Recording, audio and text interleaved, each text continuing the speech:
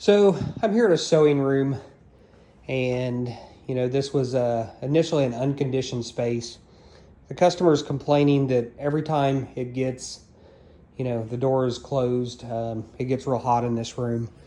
A couple things I've noticed: there's a couple supply vents, no return vent, and if you'll note, this is an exterior door, and so what I suspect is going on is this room is probably grossly overpressurizing. I actually did run some flows out of each of those vents, and we're getting about 215 and 211 CFM out of each vent.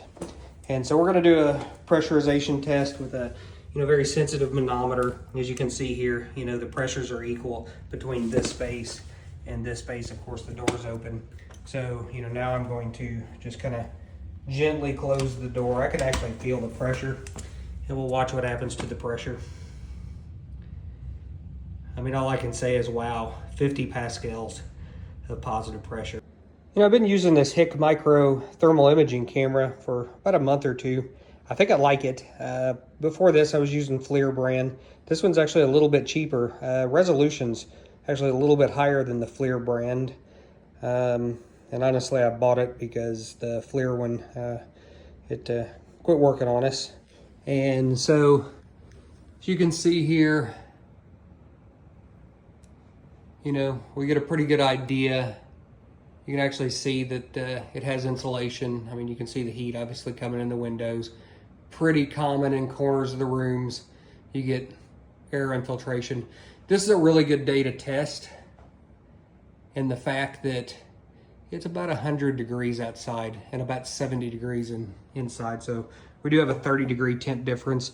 You do need a pretty substantial temperature difference in order to, really kind of feel, really kind of see those differences.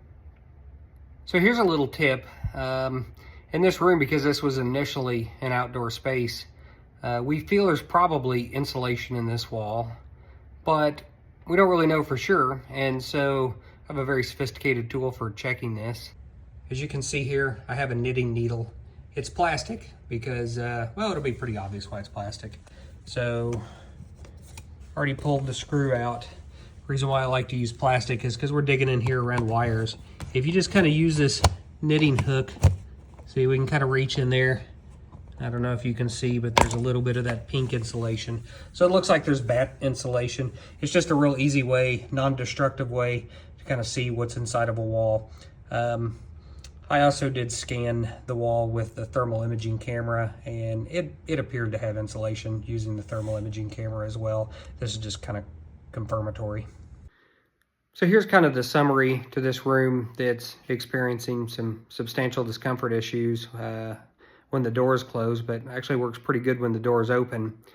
What we're going to recommend for the customer is that, there's a lot of window in here, and we're going to recommend a little bit better, blinds.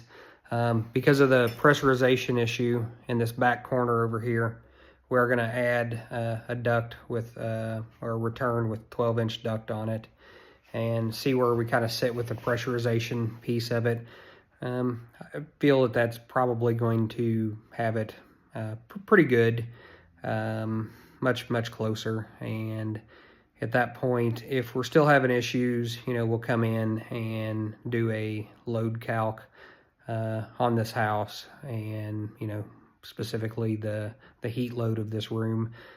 But I feel like that's a pretty good place to start without overkill, and should make it substantially better. And then we'll go from there.